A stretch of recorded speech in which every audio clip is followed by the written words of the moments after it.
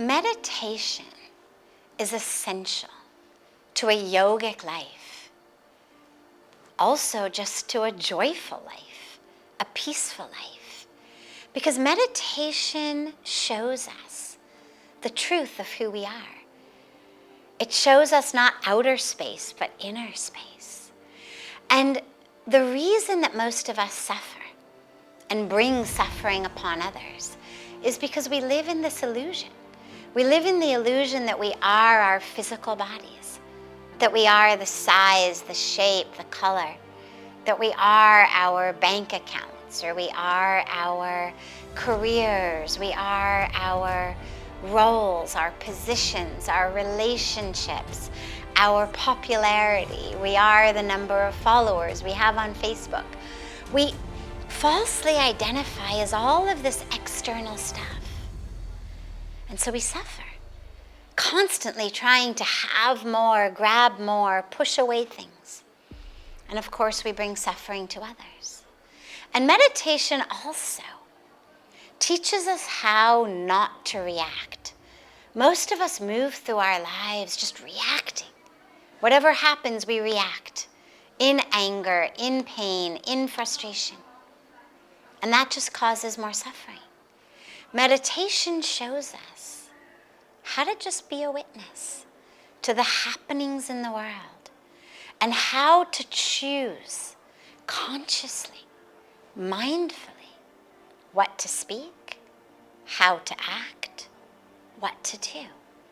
And meditation is not complex. Just begin by watching the breath.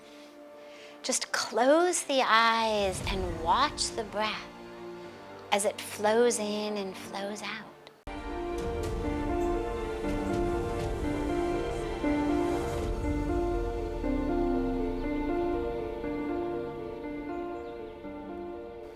Yoga and the environment are deeply connected on a deep spiritual level and also on a very pragmatic level. Let's start with the pragmatic level. How can we do pranayama if our air is polluted? How can we benefit from bringing that oxygen into our bodies if the air that we are bringing in is polluted? How can we experience health in the body if our water is polluted? If our soil is polluted or disappearing, so that the food we eat isn't pure, isn't healthy, becomes toxic. With toxic air, toxic water, toxic soil, there isn't any yoga. There cannot be health in the body without health in our environment. But also on a deeper level, yoga is union. It's what the word yoga means. And as we experience this union with ourselves, with the divine, with the universe, we realize that we are not separate from the rivers, from the mountains, from the trees, from our sisters and brothers living across the world. It means that we live in alignment and in accordance with protecting the environment. We stop gobbling up all of the resources on this planet just to give us what we want to eat, what we want to wear, what we want to buy. Suddenly our choices become yogic, become conscious. What we have today is not so much a global water shortage or food shortage, but a global consciousness shortage. And yoga gives us a heightened and expanded consciousness for ourselves, for each other, and for the planet.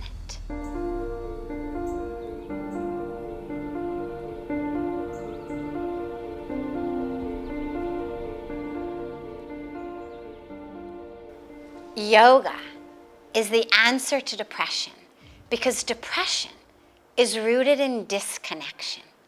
Disconnection from our own self, disconnection from each other, disconnection from the universe, disconnection from the divine.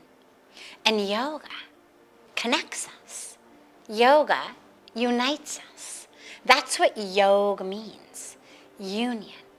It unites us to our deepest, truest, highest, divine self. It unites us with the universe, with the divine. And that connection to the divine cannot coexist with depression. So as that connection comes in, the depression dissipates. And the best way to experience this is through the eightfold path of yoga as given to us by the sage Patanjali, Ashtanga Yoga, which shows us how to change how we act, how we speak, how we think, how we move, how we breathe, what we focus on, where our attention goes. And once we have been able to change all of that, we become able to meditate. As far as asanas, the best asanas for depression are back bends, because depression contracts us, it closes our heart. Back bends open our heart and open us. And inversions means handstands, headstands, whatever your ability level enables you to do, back bends and inversions. But ultimately, you really need the full Ashtanga Yoga to really heal and transform on the deepest level.